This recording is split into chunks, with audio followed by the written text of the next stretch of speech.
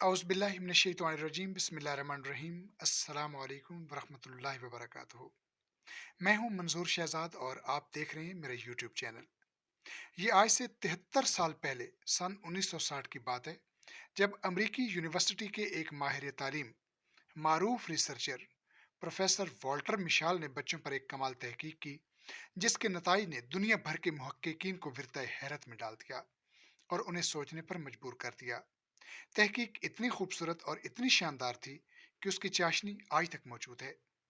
इससे पहले कि कहानी की जानिब बढ़ें, मेरी आपसे दरख्वास्त है कि अगर आप इस चैनल पर नए हैं तो मेरे चैनल को सब्सक्राइब कर दीजिएगा और साथ लगे बेल आइकन को भी प्रेस कर दीजिएगा, ताकि मेरी आइंदा आने वाली बहुत सी अहम वीडियोस आप तक बर वक्त पहुंच सकें।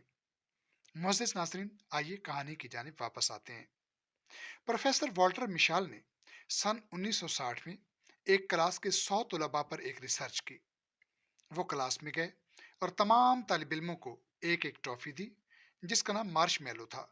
इसलिए इसको मार्श मेलो थीरी और मार्श मेलो इफेक्ट का नाम भी दिया जाता है। ये एक सफेद रंग की जेली होती है जिसे बच्चे बड़े शौक से खाते हैं। टॉफी देने के बाद प्रोफेसर वॉल्टर मिशाल ने तमाम बच्चों को हिदायत दी और कहा कि मैं 10 मिनट के बाद दोबारा क्लास में आऊंगा। मैं एक जरूरी काम के बाद वापस आता हूँ, लेकिन मेरे आने तक कोई बच्चा टॉफी नहीं खाएगा और हर बच्चा खामोशी से अपना काम करता रहेगा, और जो बच्चा टॉफी खा लेगा मैं उसे दोबारा टॉफी दे दूंगा। ये कहकर प्रोफेसर वॉल्टर मिशाल क्लास से बाहर निकल गए और फिर 10 मिनट बाद दोबारा क्लास में आए तो उन्होंने देखा कि 10% बच्चे ऐसे थे जिन्होंने उस्ताद मोहतरम वॉल्टर मिशाल के हुक्म की तामील की और टॉफी की तरफ नजर उठाकर भी नहीं देखा और खामोशी से अपना काम करते रहे और इस बात की भी परवाह नहीं की कि क्लास के दूसरे बच्चे क्या कर रहे हैं।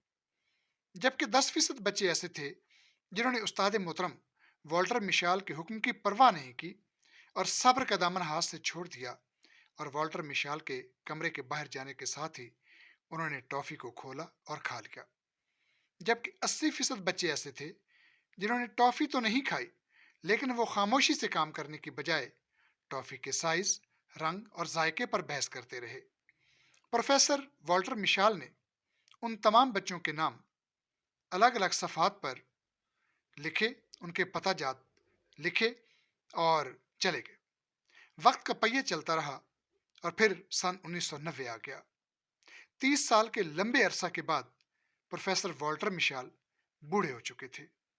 उन्होंने उन बच्चों के बारे में तहकीक शुरू की जिन्होंने सन 1960 में उनकी दी हुई ट्रॉफी के साथ मुख्तलिफ सलूक किया था।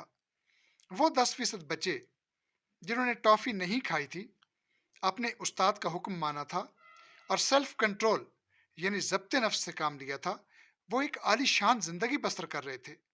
अल्लाह ताला ने उनका दामन मुरादों से भर दिया था।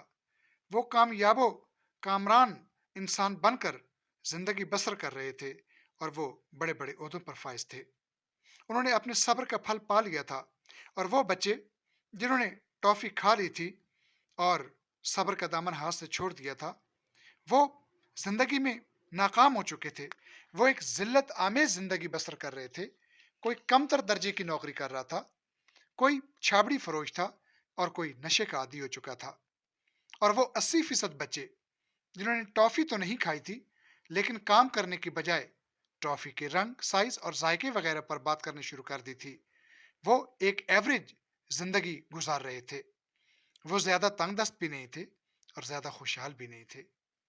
इस तहकीक ने यह बात साबित कर दी कि जो लोग सेल्फ कंट्रोल यानी सब्र और ज़ब्त नफ्स से काम लेते हैं, अपने असातिज़ा, अपने वालिदैन और अपने बड़ों का एहतराम करते हैं, ज़माना उनका एहतराम करता है और वो कामयाबी और इज्जत की मेराज पर पहुंच जाते हैं।